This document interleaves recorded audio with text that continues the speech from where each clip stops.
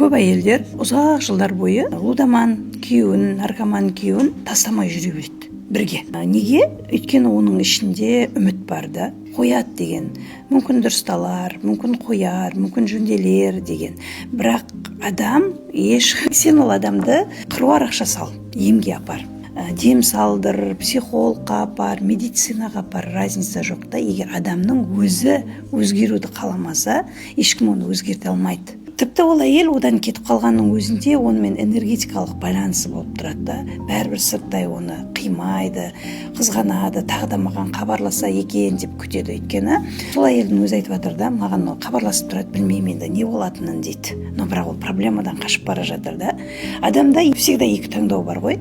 Немесе до конца ол адаммен өмір сүру, немесе онымен сөйлесу, оны қабылдау, немесе вообще одан кету. Ал кейде еркектен кету ол опасыздық емес. Оған жасалған опасыздық емес та.